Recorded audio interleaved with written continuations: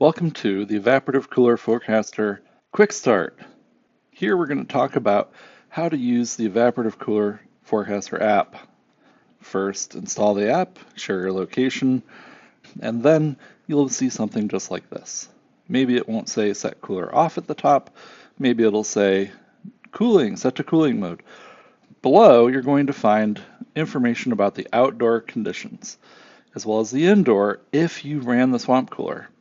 So what the dial gauge is showing you here is the temperature you would get if you ran the swamp cooler right now, based on the forecast data to the left. So with 104 degrees outside at 18% humidity, the indoor temperature would be 79 degrees Fahrenheit, and the indoor humidity would be 65%. Now, you can look at these dial gauges and you see there's a little mark in the colorful band there, and the arrow is pointing past that mark for temperature. That means, obviously, you're past your limit. It's into the red zone. If you think 79 is the temperature you're fine with, if you're fine with temperatures up to 80, you can change that.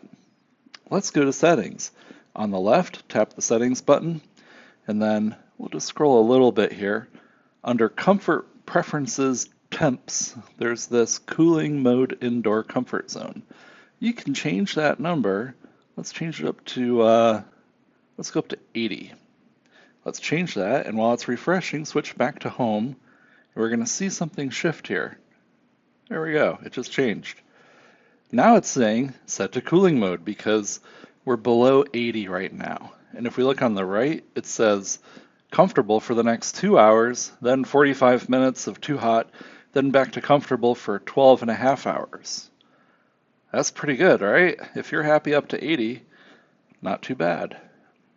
That's how you can adjust the temperature settings. If you go back, or the comfort zone, if you go back, you can adjust other settings like your maximum indoor relative humidity, the shortest cooling cycle. You can hit the More button under any of these to show more information. And this new setting, Pad Cooling Power. This is what you can adjust to match the temperatures that you're getting from the app with your actual temperatures that you're getting from your swamp cooler.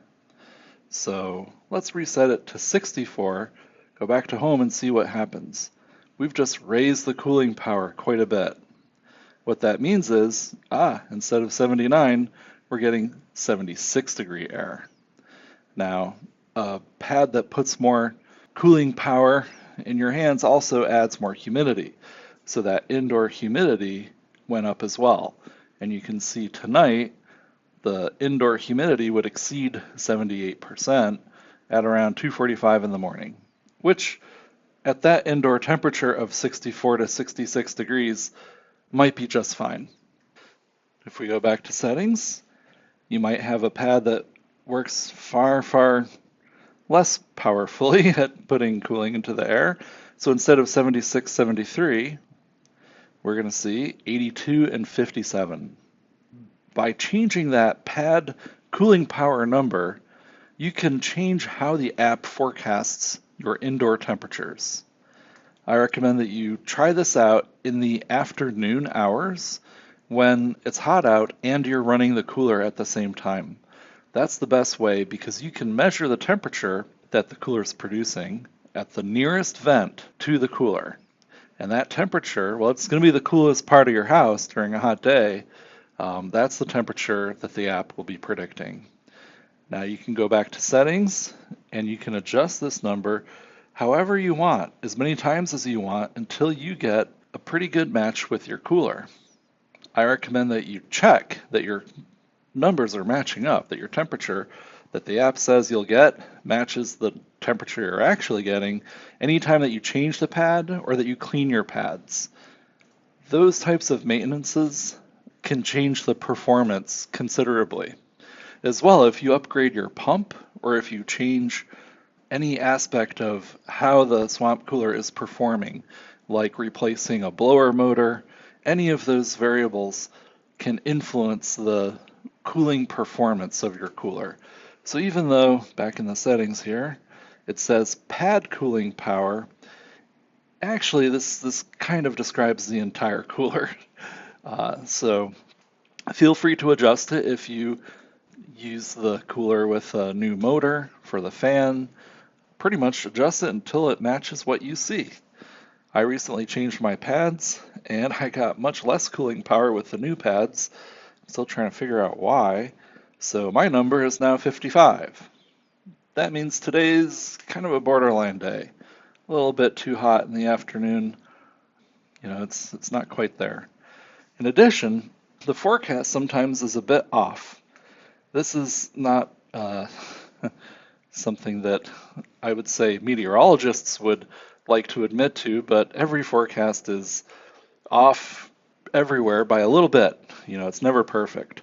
So today it actually happens to be a little more humid than the forecast says. Instead of 18% humidity out, right now it's 25%. Now, percentages are really hard to correct in this situation. It's actually a lot easier to correct on dew point. So make note of the dew point number in the lower left. It's 52 point something degrees. And let's go back into settings and scroll all the way to the bottom. You can correct the humidity by adding a fudge factor to the dew point. You can do that by dragging the slider around. So right now I'm seeing the dew point is considerably higher. It's around 58 or so. So let's go back here and see what happens. Ooh, that's quite a big difference. So what's interesting here is now the recommendation has changed. Instead of being cool and comfortable, it now says too hot. Part of the reason is with more humidity outside, the pad can't add enough humidity to offset the temperature. And so for the next 5 hours and 45 minutes, it'll be too hot to run the cooler with these current settings. Now, it may not be practical to adjust that dew point number all the time, but it's there for you. The reason the setting exists is for you to adjust it. Try not to forget if you have adjusted it. If it's a really, really off day, plus 10 degrees humidity for the correction, and then you forget to change it back down later, then you could miss out on potential savings from running the swamp cooler. So just remember to come back and drop that back down to something realistic. I find that 3 to 6 typically handles my personal microclimate, but if you adjust it, just remember to come back. That covers the basic operation. Remember, if you're not getting the right numbers on the app, then it's something that you can fix in the settings. If it's giving you a recommendation that you don't like, that you think isn't appropriate for your personal comfort zone, go into the settings and change it. So let's say you like it even cooler, 75 degrees. Oh, and let's say you don't mind being a popsicle, 50. You can adjust them both, and then after it updates and it refreshes, now it still says it's too hot, but the dial will update accordingly. So we're significantly higher than our preferred maximum indoor temperature with that adjustment here. 81 is almost off the scale. So feel free to make the adjustments and you will find the evaporative cooler forecaster will work for you. That's all I've got for now. Thanks and stay cool. Bye-bye.